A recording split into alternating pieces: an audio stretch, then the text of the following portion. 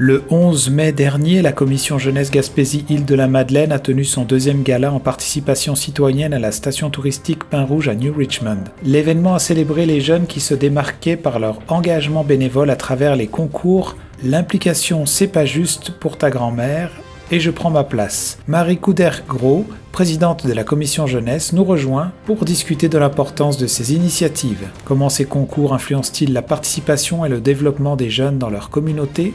En fait, la commission jeunesse vise à assurer et à promouvoir la place des jeunes dans le développement du territoire, que ce soit social, économique, politique, culturel. Puis c'est vraiment l'idée de porter une voix, en fait, puis s'assurer que la voix des jeunes soit entendue par les acteurs du milieu, puis s'assurer aussi que les projets ou les implications de ces jeunes-là soient vues et reconnues. Tu sais, on parle à la fois de bénévolat, d'implication dans le milieu, mais aussi, par exemple, en cas d'élection, tu sais, on va aller entendre les jeunes, on va les pousser à s'exprimer, puis on va les pousser à s'impliquer, notamment par le biais du vote. Mais pour la partie des jeunes de 12 à 17 ans qui n'ont pas ce droit de vote, par exemple, on va essayer de les sensibiliser puis de faire entendre leur voix malgré tout. Fait que l'idée, c'est vraiment que la jeunesse participe à son territoire, à son développement, et pour ça qu'on fasse un petit peu le pont entre cette voix qu'on doit porter, puis les personnes qui peuvent l'entendre et agir en fonction. Et je sais qu'il n'y a pas si longtemps que ça, vous avez organisé comme un questionnaire ou des statistiques un petit peu pour reconnaître un petit peu l'état de la jeunesse en Gaspésie. Si tu devais un peu nous faire un reflet de comment se porte la jeunesse dans notre région, comment est-ce que tu le reflèterais? Ouais, effectivement, pour revenir, c'est ça, on a fait une consultation en 2023, là, où on a eu plus de 1000 jeunes qui ont participé et qui ont répondu à ce sondage-là. On avait plusieurs thématiques, des thématiques qui, on pense, sont d'intérêt, sont d'enjeu pour la jeunesse. Donc, je vais en citer quelques-uns, mais c'était par exemple l'emploi, le logement, la démographie, l'environnement, la santé, mais aussi loisirs, transport, enfin, tout ce qui peut permettre de vivre comme il faut sur son territoire. Puis, c'est ça, dans le fond, les enjeux, on a eu quelques surprises, là, parce que cette consultation, c'était en 2023, mais il y en avait une première en 2018, donc on a pu faire la comparaison un petit peu. Puis, on a eu quelques surprises, mais il y a des choses qui sont revenues. Mais si je devais en citer quelques-uns, ou en tout cas celui qui nous a le plus surpris peut-être, c'était les préoccupations vers la santé mentale. C'est quelque chose qui n'était pas du tout apparu en 2018, puis qui s'est vraiment révélé dans la consultation de 2023, qui a été parmi les principaux enjeux cités et reconnus. Puis, après discussion avec des acteurs et des intervenants jeunesse sur le territoire, puis nous, depuis cette consultation sur le terrain, on s'est rendu compte que c'était vraiment une préoccupation forte, puis que c'était vraiment un enjeu qui ressortait. Fait que ça a été à la fois une surprise dans le sens où c'était pas ressorti dans la consultation de 2018, mais en même temps, on sentait bien que ça venait. Puis après, par exemple, on a une confiance supérieure en 2023 par rapport en 2018 sur la capacité à trouver un emploi pour les jeunes sur le territoire. Et ça, c'est un bon signe parce que ça peut permettre à des jeunes qui doivent partir aux études, par exemple en ville, de se dire, je peux revenir dans la région, je trouverai un emploi en fonction. Fait que ça, dans notre mission de rétention de la population, de démographie, c'est un point majeur. Puis, quelque chose qui concerne en fait la région et qui concerne aussi les jeunes, c'est le logement. Fait que c'est ça. On a eu comme des enjeux positifs et négatifs qui sont ressortis. La plupart étaient sans surprise, mais certains ont été plus surprenants que ce qu'on pensait. D'accord. Alors, une des raisons pour lesquelles on se parle aujourd'hui, bon, entre autres, en plus de vous connaître, c'est parce que vous avez organisé il n'y a pas très longtemps le deuxième gala en participation citoyenne. Est-ce que tu voudrais d'abord nous nommer un peu avant qu'on aille plus en détail, c'était quoi les principaux objectifs de cet événement?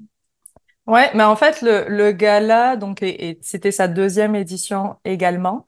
Le gala, en fait, il est issu des concours en participation citoyenne. Donc, on a des concours annuels, un à destination des 12-17 ans, puis un à destination des 18-35 ans.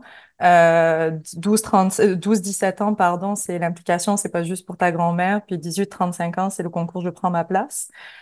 Puis en fait, c'est l'occasion de reconnaître toutes les implications citoyennes et bénévoles des jeunes sur la région. Donc, on propose, dans le fond, à ces jeunes de poser leur candidature, de présenter leur implication, leur projet. Ça peut être aussi les acteurs du territoire, les intervenants jeunesse qui vont poser les candidatures pour ces jeunes-là, voire des parents qui voudraient le faire pour eux. Puis, nous, après, on collecte en quelque sorte toutes ces implications, tous ces projets. Puis on fait une sélection. Puis cette sélection va permettre d'avoir des lauréats. Pour les 12-17 ans, on va avoir 3 lauréats par MRC. Pour les 18-35 ans, on va avoir 3 lauréats sur la région. Puis, en fait, le gala, c'était l'occasion d'inviter tous les jeunes qui ont candidaté sur ces concours-là, puis de leur proposer une journée à destination, à leur destination, en fait, puis de les reconnaître comme des leaders de demain. Donc ça, c'était la thématique de la journée, de dire, ben, vous allez être, ou vous pourriez être les leaders de demain de la région. Et donc, on avait des activités comme des conférences, des ateliers avec des invités qui œuvraient dans ce domaine-là, donc que ce soit en communication, en implication, en leadership. Puis, au travers de ces activités-là, on invitait les jeunes à apprendre à se connaître entre eux parce que, ben, mine de rien, ils sont sur le territoire, mais ils se connaissent pas forcément. Mais en même temps, ça peut être justement des acteurs importants dans le futur pour la région. Et à la fin de la journée, on remettait justement les prix aux lauréats de ces concours-là. Fait que c'était vraiment une journée qui leur était dédiée complètement au travers de l'effort qu'ils font pour la région et de l'effort qu'ils ont fait à candidater parce que on a eu une quarantaine de candidatures sur la région, mais on sait très bien qu'il y a bien plus de jeunes qui sont impliqués sur le territoire à l'heure actuelle. Donc, notre but et notre défi, c'est d'arriver à rejoindre ces jeunes-là et à les pousser à mettre en avant leur implication. Mais c'était aussi un moyen de dire, ben, la jeunesse est là et on avait des acteurs, on avait des partenaires, on avait des élus qui étaient présents. C'était de montrer ces jeunes-là et de dire, il y a des jeunes qui font quelque chose, c'est pas les seuls, puis on peut compter sur cette jeunesse pour le futur de notre territoire. On a eu pour les candidatures au concours en participation citoyenne, là, qui sont vraiment l'origine du gala. Cette année, on a été pareil, assez surpris parce que toutes les MRC, il y a des fois des MRC où on avait moins de candidatures, voire pas du tout.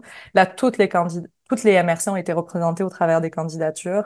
Et il y a eu un fort travail aussi des intervenants jeunesse dans la région, c'est-à-dire qu'il y a beaucoup de candidats, ben, pas beaucoup là, mais il y a une partie des candidatures non négligeables qui ont été poussées par les maisons des jeunes, par les carrefours jeunesse emploi, et on voit du coup qu'ils ont à cœur justement de montrer l'implication de leurs jeunes sur le territoire. Puis ça, c'est un point, je pense, qui est important. C'était justement ma prochaine question, c'est l'engagement des jeunes. Est-ce que, parce que des fois, on aurait tendance à penser que bah, plus les générations passent, moins les jeunes vont être mobilisés ou bouger. Alors, l'engagement des jeunes dans la région, comment ça se passe? Comment est-ce que tu le décrirais?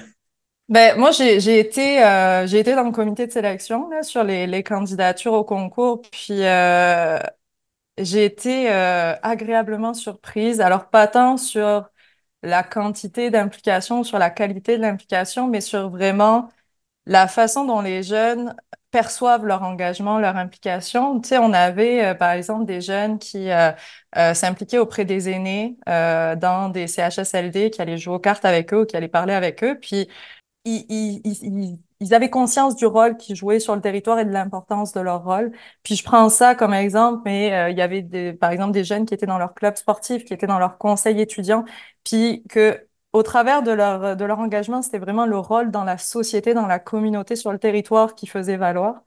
Et ça m'a vraiment surprise parce que pour des jeunes, des fois de 13-14 ans, qui aient l'idée, la conscience du rôle qu'ils jouent sur leur communauté, sur leur territoire, je trouvais ça quand même assez fort. Fait que on a quand même beaucoup d'engagement. On le voit en discutant avec les maisons des jeunes, avec le personnel des écoles, avec les carrefours jeunesse emploi. On sait qu'il y a vraiment un engagement de la jeunesse fort sur le territoire. Et en plus de ça, qu'ils aient conscience du rôle que joue leur implication individuelle, ça a vraiment, je trouve, beaucoup de valeur. Et c'est l'état général, on va dire, bon, peut-être plus forcément sur l'implication, l'engagement en tant que tel, mais sur est-ce que c'est fragile ou par rapport à cette rétention des jeunes? Est-ce que c'est toujours un travail en cours qui doit se faire ou c'est plutôt, selon les chiffres là, que peut-être toi tu connais, tu as plus en tête, c'est quelque chose qui va assez bon train et que on a le vent dans les voiles ou comment c'est exactement la réalité sur le terrain? Ouais, ben c'est ça. Je pense que on peut pas parier sur le futur en règle générale. Plein de facteurs peuvent impacter ça au cours des prochaines années, mais ce qu'on voit nous, c'est quand même au travers de la consultation jeunesse, par exemple, on a remarqué un réel sentiment d'appropriation, d'attachement à la région et de sentiment d'appartenance. Voilà, c'est le terme que je cherchais, de sentiment d'appartenance à la région. Et c'est vrai que par exemple, il y a une question posée sur est-ce que si vous êtes amené à quitter la région pour vos études, vous seriez à même de revenir? On avait quand même une participation, une majorité qui disait oui, là. Puis c'est quelque chose qu'on retrouve sur le terrain. Et là, je peux en parler personnellement parce que j'ai fait certains événements, puis c'était une des questions que je posais. Puis les jeunes à l'heure actuelle ne voient pas de raison de ne pas revenir en majorité.